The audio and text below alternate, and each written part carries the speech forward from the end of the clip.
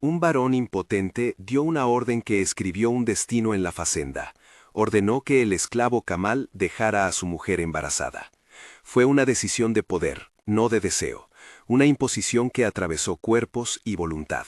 Un gesto del amo que buscaba asegurar una descendencia con su apellido, aunque su sangre no corriera en el fruto.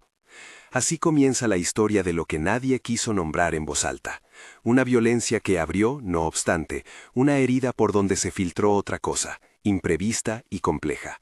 Un vínculo que creció en los intersticios del abuso y la resistencia. La facenda se extendía entre canaviales y montes, alargada como una sombra sobre minas. La casa grande se erguía con sus ventanas como ojos vigilantes. La senzala respiraba al borde del terreno, donde mujeres y hombres se movían con la fatiga escrita en los hombros. El varón Honorio Lacerda mandaba con la misma certidumbre con que acariciaba su sortija. Su voz no admitía réplica. Era un hombre de maneras europeas, vestido de luto en la elegancia encajada de su edad, perseguido por un vacío que no se dejaba nombrar, la esterilidad. Leopoldina, su esposa, había llegado a la facenda desde una familia acomodada de provincias, con la educación y las expectativas propias de su condición.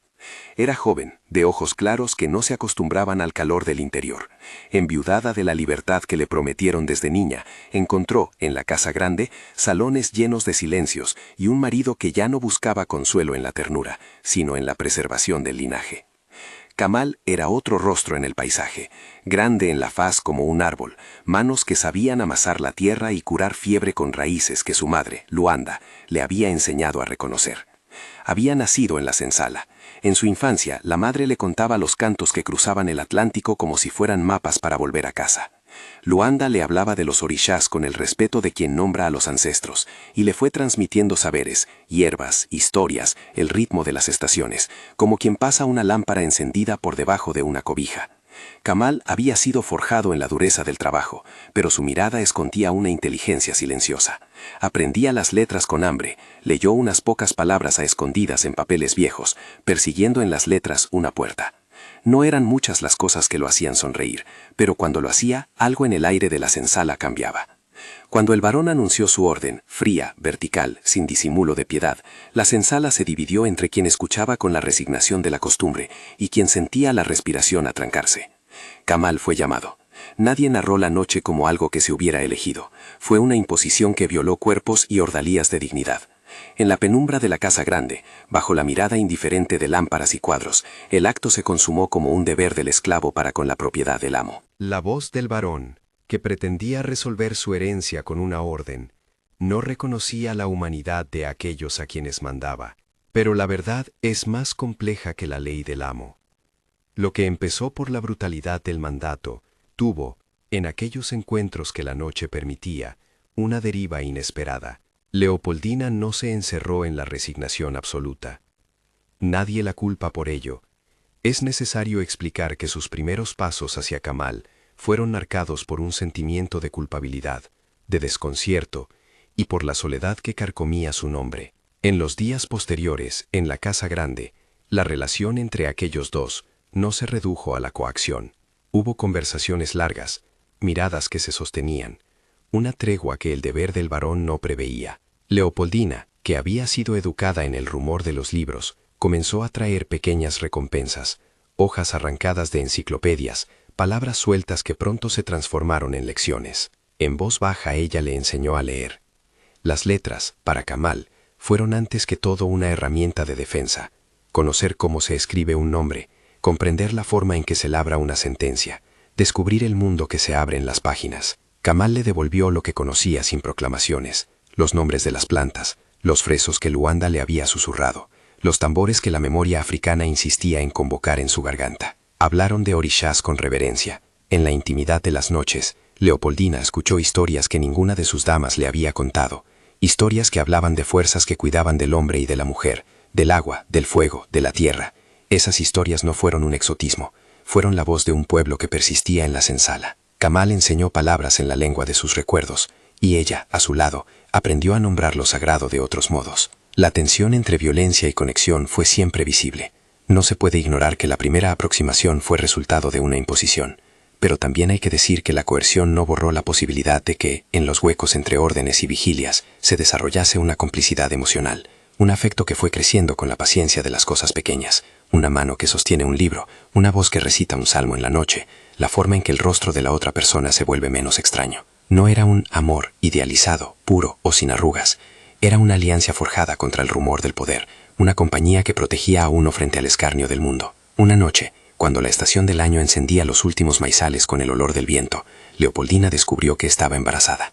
Fue un acontecimiento que llenó la casa de un murmullo oscuro. El varón lo tomó como afirmación de su linaje, celebró la idea de un heredero, sin mirar los hilos que habían tejido esa concepción. Pero la verdad del cuerpo no se dejó domesticar. La niña que nació al cabo de los meses no tenía los rasgos que el varón esperaba. Sus ojos, la curva de su nariz, su piel, devolvían a la facenda la presencia de África. El parto fue una noche de lluvia que pareció querer lavar la casa grande de su pecado. La partera, las criadas, el feitor que miraba desde el umbral, todos fueron testigos de la llegada de esa niña que no calzaba el mapa del varón. La revelación fue rápida y terrible. El varón, al ver a la niña, sintió su ira y su orgullo amenazados. La casa grande se llenó del rumor como de un fango, y la verdad comenzó a rodar como una bola implacable. El varón planteó la acusación con la autoridad de quien tiene todo para castigar. Le exigió a Leopoldina una explicación que le devolviera su honor. Ella, en un gesto que pocos imaginaron, puso su mano como escudo sobre Kamal. Fue un acto que venía de algo más que miedo.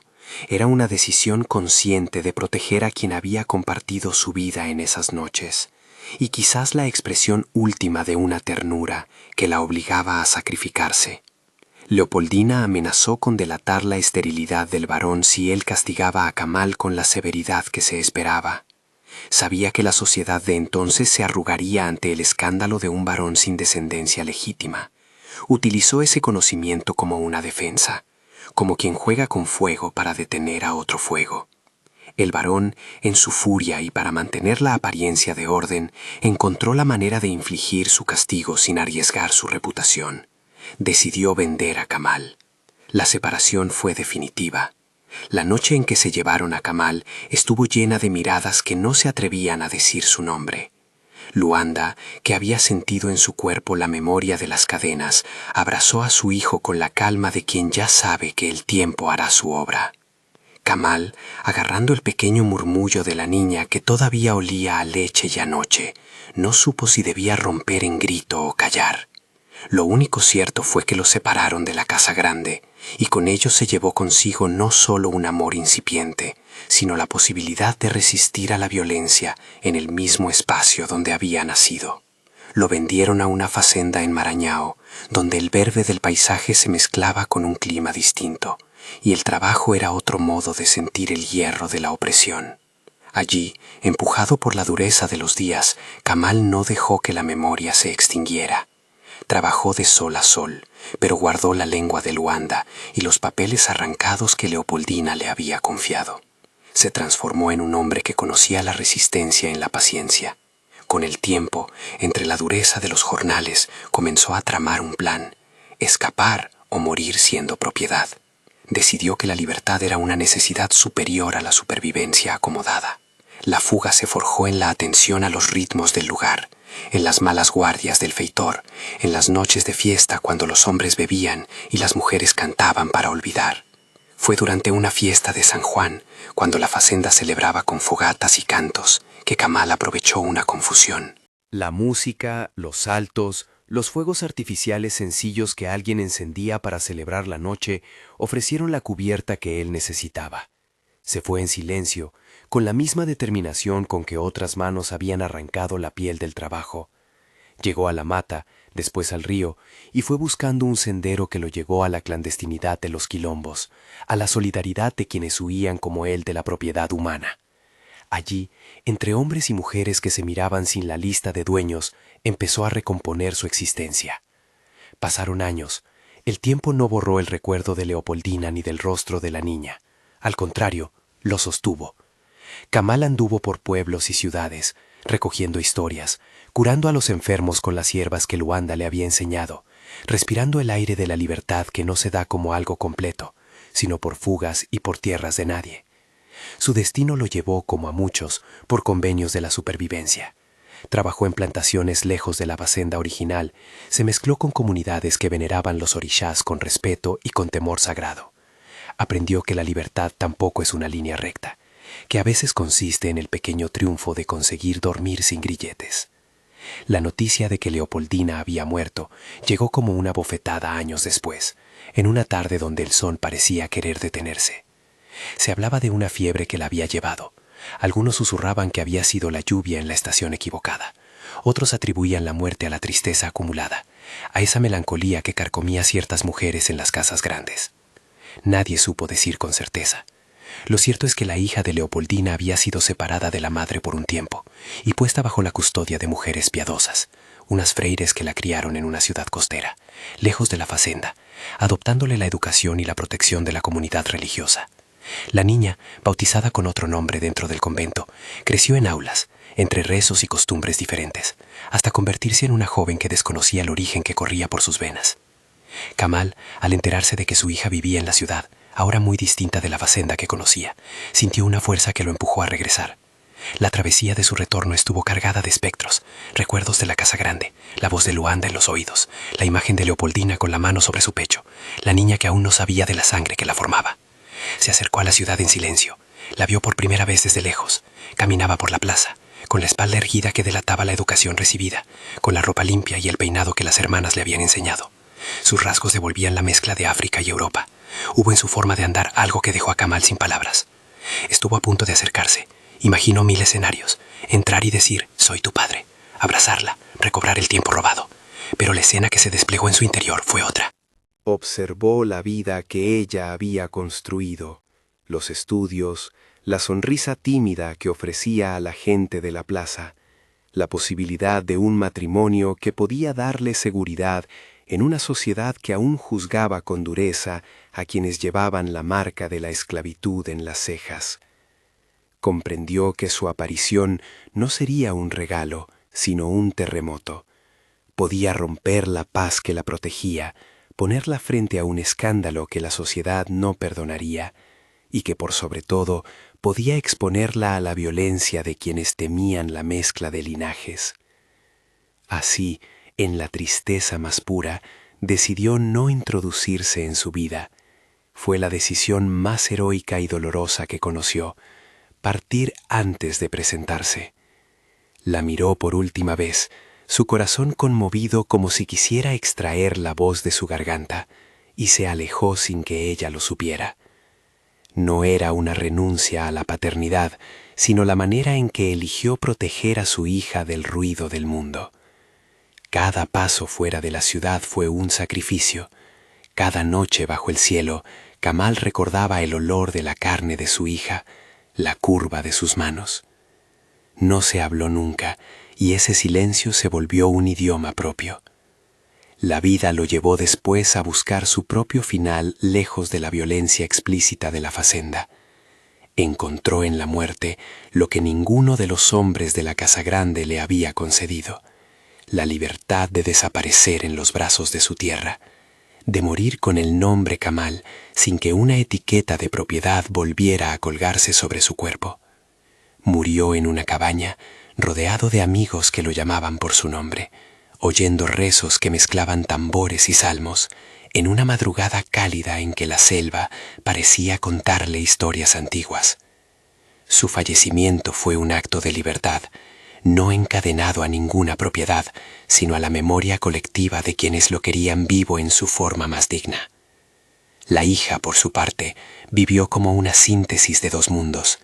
Creció con relatos piadosos de las hermanas, con el compás de los rezos y el olor a incienso, pero también con una inquietud que ninguna de las religiosas supo nombrar con claridad, la sensación de que sus orígenes eran más vastos y más arraigados en otros ritmos que los de la propia ciudad.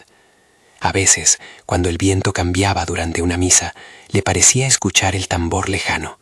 En las noches soñaba con una mujer llamada Luanda y con una sabana de cañas que se inclinan al paso del agua. no supo nunca del sacrificio de Kamal. Su vida, construida en la protección que las circunstancias le ofrecieron, no buscó venganza ni reconocimiento. Fue más bien una existencia que mezcló la educación que recibió y una intuición secreta de pertenencia a algo más antiguo.